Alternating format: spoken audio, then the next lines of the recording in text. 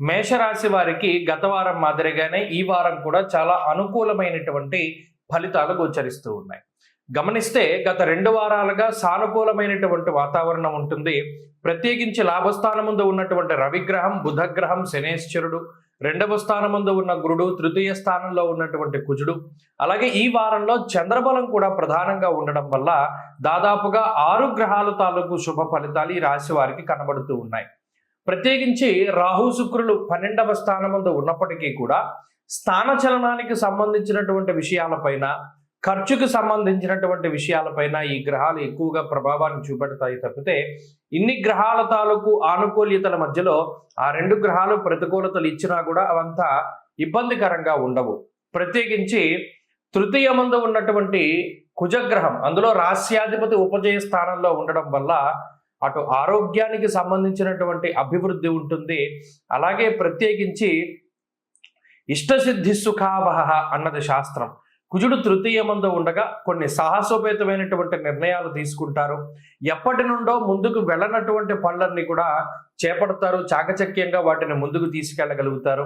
సమాజమందు ఒక గౌరవ మర్యాదల్ని పొందేటువంటి స్థానంలో ఉంటూ ఒక పదవి, హోదా లేదా ఏదైనా ఉన్నతమైనటువంటి స్థితిలో ఉండడానికి అవకాశం ఉంటుంది.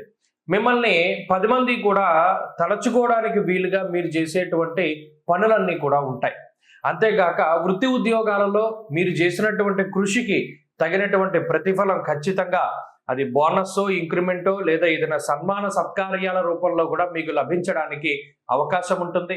ఇది ఆర్థిక ఎదుగుదలని సూచించేటువంటి గ్రహస్థితి, కుటుంబ ఆనందాన్ని సూచించేటువంటి గ్రహస్థితి, సంతానోత్పత్తి చక్కగా మీరు ఊహించినట్టుగా జరుగుతూ ఉండడం, ఇష్టపడినటువంటి వ్యక్తులతోటి జీవితాన్ని పంచుకుంటూ ఉండడం, మీరు ఏదైతే మీ మనసులో అనుకుంటూ ఉన్నారో వాటిని వ్యక్తీకరించేటువంటి పరిస్థితులు, ఎవరితో చెప్పడానికి భయపడుతూ ఉన్నా లేదా ఏదైనా ఒక పని చేద్దాం కుటుంబ సభ్యులకి చెప్పడానికి భయం వేస్తూ ఉన్నా వాటన్నిటినీ కూడా చక్కగా మీరు అధిగమించి చెప్తారు.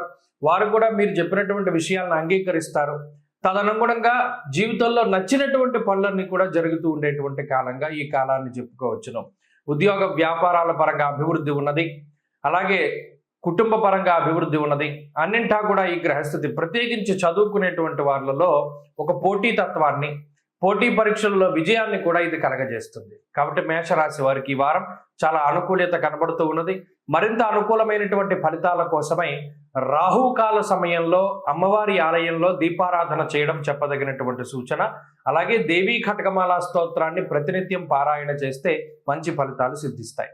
ఈ వారంలో కలిసి వచ్చేటువంటి రోజు మంగళవారంగా చెప్పవచ్చును.